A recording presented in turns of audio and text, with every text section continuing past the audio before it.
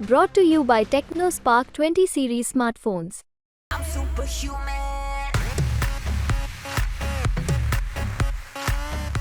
ભાજપ વાળાને ચૂંટણી આવે ત્યારે સાંભળે અને માણસ દુઃખમાં હોય ત્યારે રામ સાંભળે, પણ સુખ મેં સમરિયો રામ કહેવાય છે, પછી કલ્યાણ થઈ જાય. તમારે આપણે બધાને સુખરામ છે, સુખમાં સમર્યા.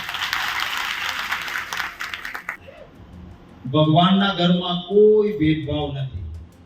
ઝૂંપડામાં જન્મે તોય ભલે અને મોટા બંગલામાં જન્મે તોય ભલે, ભગવાન એક સરખું મગજ બધાને આપે છે. પણ ક્યારેક ક્યારેક છે ને, બંગલાવાળા કરતા ઝૂંપડાવાળાને મગજ વધારે સારું ભગવાન આપતા હોય છે. તમે જુઓ, એકલવ્યજીને જે વિદ્યા આવડી ને ત્યારે ઝૂંપડામાં એનો જન્મ થયો, પણ એકલવ્યજીને વિદ્યા આવડી કે ભસતા કૂતરાનું મોઢું બંધ કરી દીધું ને લોહીનું એક ટીપું ન પડવા દીધું. આ એક આદિવાસી દીકરો ઝૂંપડામાં જન્મો તો એને આ વિદ્યા આવડી, એ બંગલાવાળાને ન આવડી, હે ને? એટલે આવા સમાજની સામે હું છું. બક્ષી પંચ, દલિત, આદિવાસી ભાઈ, કોંગ્રેસની આ વિચારધારા રહી છે કે જેની પાસે ઓછું છે એને વધારે મળવું જોઈએ.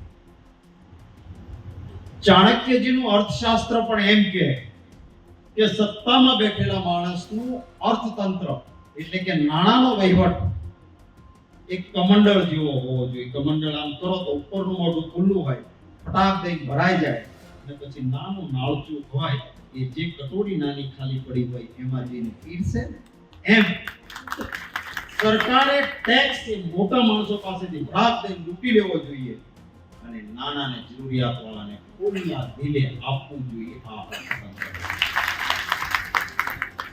ભાજપ વાળા છે ને, એ તો ઊંધું કરે છે. આપણા બધા પાસેથી ખેડૂત, આદિવાસી, દલિત, બક્ષી પંચ એના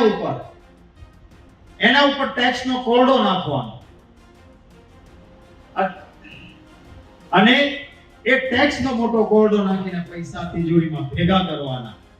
અને પછી ઓલા માનીતા ઉદ્યોગપતિઓ છે, જેને પહેલા ખોળાના દીકરાઓ હોય એમ કે જાઓ લઈ જાઓ. સમજો, આપણી સરકાર હતી કોંગ્રેસ પક્ષની, ઇન્દિરા ગાંધીજી વડાપ્રધાન હતા. એમણે એક ઝાટકે નિર્ણય કર્યો કે બેંકોનું રાષ્ટ્રીયકરણ કરીએ. શું કામ? કારણ કે બેંકના દરવાજે મોટી ગાડીમાં આવતા અને સુટકેસ વાળા જઈ શકતા હતા. ગરીબ જો બેંકની આજુબાજુ ફરકે ને તો આ ચોરી કરવા આવ્યો છે કરીને પકડી દેતા હતા. ઇન્દિરા ગાંધીજીએ કહ્યું ન ચાલે. બેંકનો દરવાજો કોઈ ગરીબ માણસ આવે તો એને પણ બેંકની લોન મળવી જોઈએ. આ શાહુકારો 2-3, 5-5, 6-6% વ્યાજ મહિનાના લઈ અને લોકોનું શોષણ કરે છે, બંધ કરવા અને બેંકોનું રાષ્ટ્રીયકરણ કર્યું. તો આ બધામાંથી લોકો સામે ભાજપ વાળા તો શું કરે છે કે એમાંય કાતર મૂકવા. બાબા સાહેબ આંબેડકરે આપેલા બંધારણમાં સ્પષ્ટ કહ્યું કે આ દેશની સરકારોએ પહેલી ચિંતા એની કરવી જોઈએ જેને સૌથી વધારે જરૂર છે. ભાજપ વાળાએ શું કર્યું? આદિવાસી વિસ્તારના માટેના પૈસા ક્યાં વપરાવા જોઈએ? કે છોટાઉદેપુરમાં વપરાવા જોઈએ, પાવી જેતપુરમાં વપરાવા જોઈએ, ગરીબ જરૂરિયાતમંદ માટે વપરાવા જોઈએ. આ ભાજપ વાળાએ શું કર્યું? નકલી ઓફિસો ચાલુ પકડાણી નહીં. જો આ નીતિ ભારતીય જનતા પાર્ટી, જે ભારતીય જનતા પાર્ટી રામના નામે મત લે છે, મેં એમને કહ્યું હતું કે યાદ તો કરો, રામના નામે મત લ્યો છો તો ભગવાન રામને યાદ તો કરો છો, પણ એનો ઇતિહાસ નહીં યાદ કરો. એ ભગવાન રામ હતા કે જેને શબરી માં પાસે જઈને એના હેઠા બોર પણ ખાધા. આવે છે ભાજપ વાળા આપણું દુઃખ પૂછવા कि न है राम के, ये न है रहीम के, ये है बराबर. એટલે આ રામના નામે માત્ર વેપાર કરે છે. હું હિન્દુ છું, મારી દેવી દેવતાની આરાધના કરું, ભગવાન શ્રી રામને માથું નમાવું, તો મોક્ષની પ્રાપ્તિ માટે હું કરું, મતની પ્રાપ્તિ માટે નહીં. અરે કામના નામે મત હોય, કામની બદલે કેળા કારનામાં ખોટી ઓફિસો ઊભી કરી નથી અને આપણા પૈસા ખાઈ ગયા. તો કામના નામે મળે એમ નથી, તો રામના નામે રોટલો શેકવાની પ્રતિષ્ઠા ન કરાય. શંકરાચાર્યજી આને તો હું કીધું, મંદિર પૂરું થવા જાય તો ચૂંટણી પૂરી થઈ જાય, પછી મંદિરના નામે મત કેમ માંગવા? એટલે કે શંકરાચાર્યજી મહારાજનું નહીં સાંભળીએ. એક પણ શંકરાચાર્યજી મહારાજ ભાજપે તાઇફો કર્યો મંદિરના નામે, એમાં એક પણ શંકરાચાર્યજી મહારાજ ન ગયા. હવે જ્યાં શંકરાચાર્યજી મહારાજ ન જતા હોય ત્યાં હિન્દુ તરીકે કોંગ્રેસનો કોઈ હિન્દુ જાય ખરો? હવે પાછા એના નામે રાજકારણ કરવા નીકળ્યા છે. કોંગ્રેસ વાળા ગયા નહીં, અરે તમારા બાપ શંકરાચાર્યજી નહોતા ગયા પછી આ લોકોને સમજવા જોઈએ. શંકરાચાર્યજી મહારાજે કહ્યું કે કામ અધૂરું છે, રામલલ્લાની પ્રતિષ્ઠા કરો અને પછી ઘુમ્મટનું અને કળશનું કામ કરવા માટે મજૂર ઉપર ચડશે તો એના ચરણ, એના પગ એ રામલલ્લાની મૂર્તિની ઉપર આવે, આ પાપમાં પડાય માટે હમણાં ના કરો.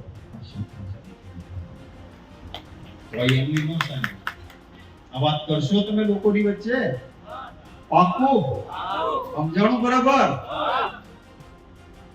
ભાજપને પણ અહંકાર, આપણા ખાતા બંધ કરી દીધા. 11 એકાઉન્ટ હતા બેંકમાં કોંગ્રેસના. આપણને લોકોએ આપેલો ફાળો, આપણા પૈસા પડ્યા હતા. આવું ખોટું બાનું કહ્યું કે 2017-18 ની સાલમાં તમારા સંસદ સભ્યોએ કોંગ્રેસમાં 14,56,000 રોકડા આપ્યા હતા. એ તમારો ગુનો છે. એટલે આપણા ખાતામાં પૈસા હતા, બધા ખાલસા કરી દીધા. 11 બેંકના ખાતા સીલ કરી દીધા. ભાજપને થયું કોંગ્રેસ પાસે પૈસા નહીં હોય અને અમારી પાસે ભાજપ પાસે તો ખબર છે કેટલા પૈસા છે? 82 અબજ 52 કરોડ રૂપિયા.